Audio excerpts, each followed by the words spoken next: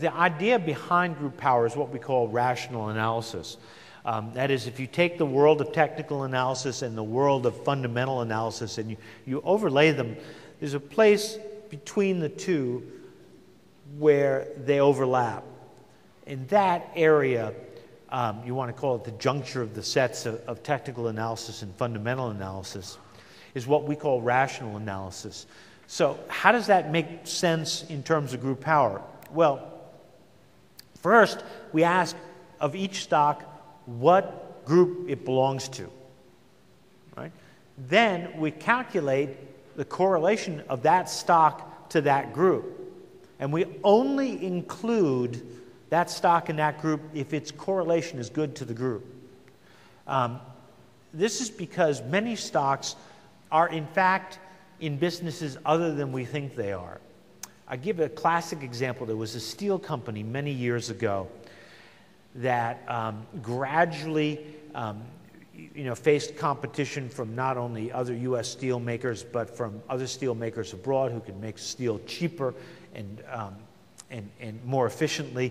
And it realized that if it was going to have a future, it needed to do something that was value added. And its definition of value added was to start producing very high quality alloys of steel and titanium and other rare metals. And its biggest customers became the aerospace companies. So gradually, it morphed from being a steel company to being an aerospace company. And it actually started years later producing aerospace components, sub-assemblies that, metal assemblies that were used in the aerospace business. But it went along for years and years and years, categorized in most structures as a steel company, when in fact it was an aerospace company. Another example is Seagram's, which has gone through several business combinations and changes. They're endless. So we not only require that the company's description be appropriate to the group that it's in, we require that it have a mathematical fit to that group. And if it doesn't have a mathematical fit to the group, we take it out and put it in a holding bin in that sector and wait until such time as there's a logical place to put it. And right now, about a third of our 5,300 stocks are in holding bins. For whatever reason, they don't fit where they should be, so we keep them out and segregate them. So these days, in newspeak, rational analysis is the juncture of quantitative analysis and behavioral finance, because many people regard technical analysis as an artifact of behavioral finance. Many people regard technical analysis as having relationships to quantitative analysis. Both quantitative analysis and behavioral finance look at aspects of fundamental analysis as well.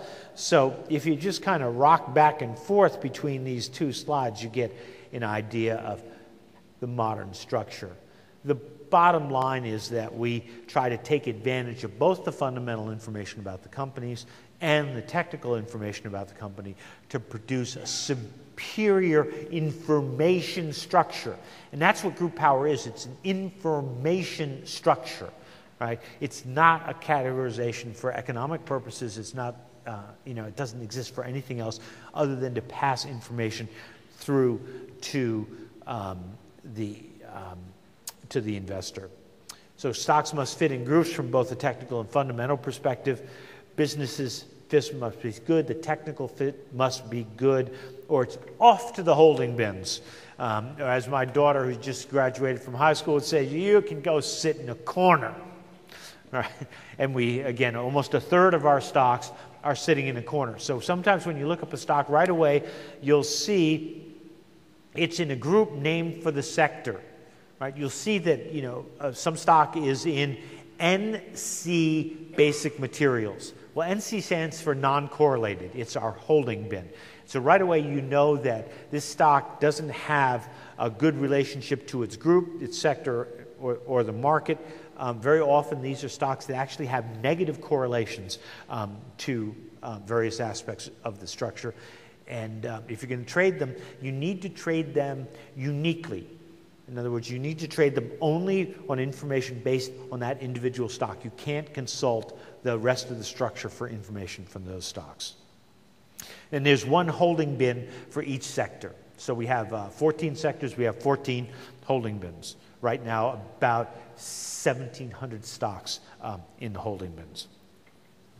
So there are basically 4 different ways of approaching the market. The top-down thinker is the kind of idea that has been very important for the past, say, 7 or 8, 9 years. It's where people think that market timing is the most important aspect of the market.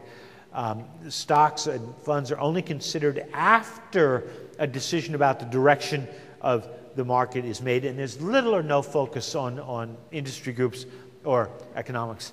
We get this kind of weighting to the thinker. 2/3 of the emphasis on the market, 1/3 on the stock or fund, the individual thing that's going to be selected to participate in the market, with virtually no power assigned to the sector or the group. So the bottom-up thinker is exactly the opposite. Really doesn't care what's going on in the market, is solely focused on the stock. This would be a Warren Buffett, Peter Lynch type thing, where we're really focusing on the individual company, its competitive characteristics, its growth potential, so on and so forth.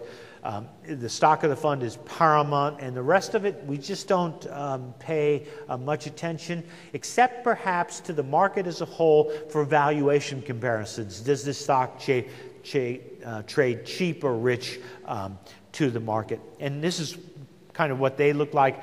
Maybe up to 1/3 of the attention is devoted to the marketplace, and 2/3 of the attention is focused on the stock.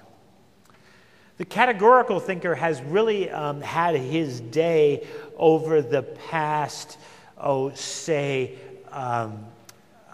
7 or 8 years, during which we've had this huge surge of ETFs that allowed you to invest in individual countries, individual industry groups, individual market sectors, long or short that market sector, individual styles, growth versus value, big versus small.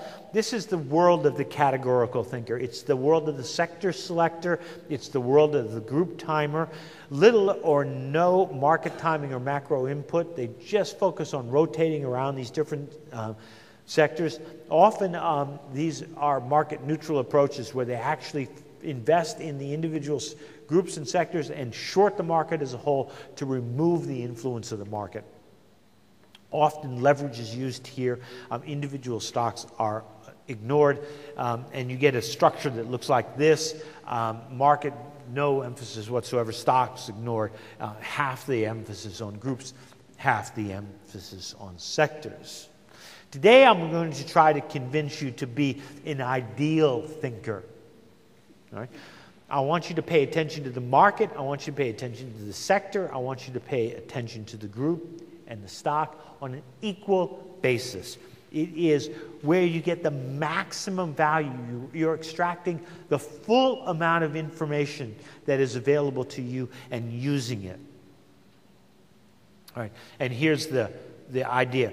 Now, there can be a lot of variation in this. I put it up ideally a quarter market, a quarter the sector, a quarter the group, a quarter the stock. Some studies have said that the market is a more important factor. Other studies have argued that the stocks are a more important factor. You can tailor this to suit who you are and what your needs are. The point of this is that you're not ignoring any portion of the structure. You may underweight the market or you may overweight the industry group. I tend to overweight the industry group myself. So in my world, the industry group might be as high as 1/3, and these other remaining factors sharing 2/3 of the balance. It's how I was trained, and it's my natural predilection. Suit this to, bend this to suit yourself, but the key is that you want to try to pick up all the information that's available to you, because again, what's the name of the game? We're trying to improve our probability of success. And so this time, it's back to the power of 4, but this time we've got girls rowing instead of boys. You know, this is an equal opportunity sort of event. There you have the coxswain being rowed on by 4 women. And it's this concept of having the information flow through to you. It's just central, I think, to successful investing.